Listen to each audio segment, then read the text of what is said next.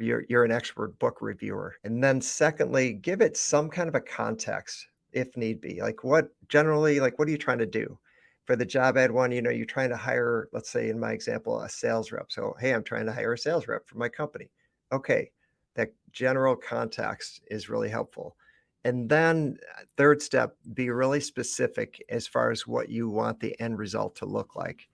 So the more specific you can be, the better result you're going to get. And then number four, this is really helpful because if you don't include this, typically it will not, it won't ask you questions. But say at the end, ask me any questions before you give me your best answer. Now, I'll make a comment on that one. Sometimes it comes back with way too many questions, and you're thinking, oh man, if I answered all those questions, I could do this myself.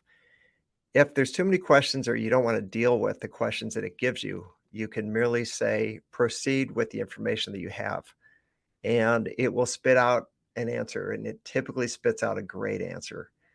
I have an example in here where it asked me a bunch of questions. I don't answer them all. I just kind of gave the quick answers, and then it fine-tuned a response.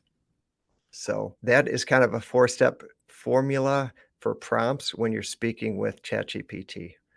I will try to use this in some examples, and I'm also going to show you versions of where I'm just lazy and I just kind of give it like a quick kind of a prompt.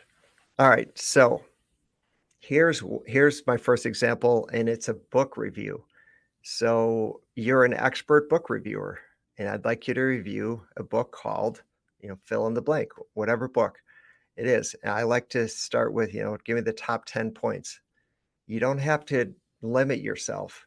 This is how ChatGPT gets really interesting. You could really expand that. Like you could say, give me the top 50 points if you wanted to. I just said 10.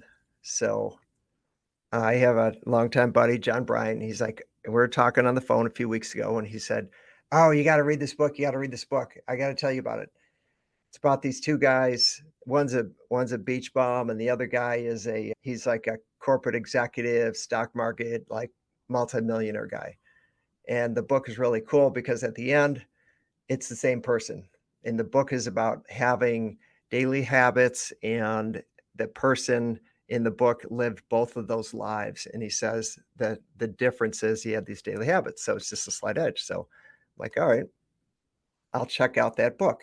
So let me kind of walk you through that example. Here's ChatGPT. Hope you can see my screen. And I'm going to say, please give me, you could even misspell and it'll figure it out. Please give me the top 10 points for the book, The Slight Edge.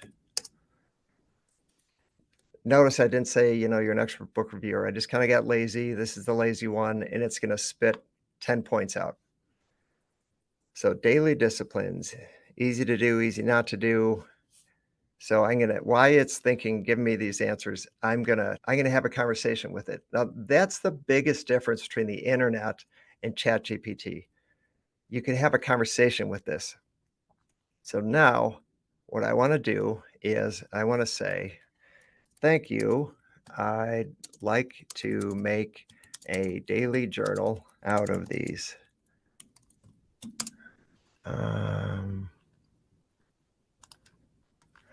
Please put a date on the top of this. Put a checkbox on the left side and add one line under each point so I can write about if I applied these to my life.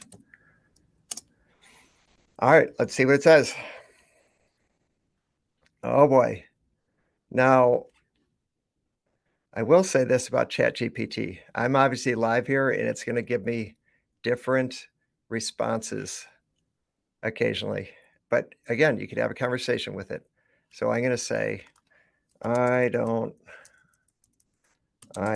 like the black background.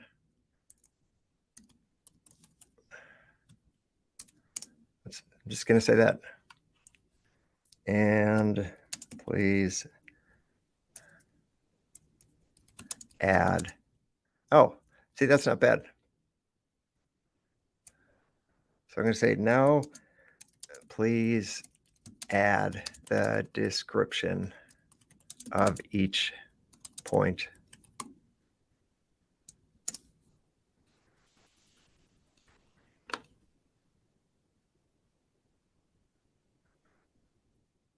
Alright, so you get the idea. You could have conversations, you could tell it what to do.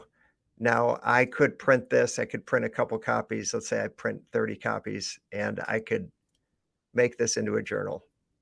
I used to subscribe to an app called Blinkist. I think it was $120 a year, and it would give me summary of, like, the top 10 books. And ChatGPT, it just decimates those kind of things because it could just do a summary.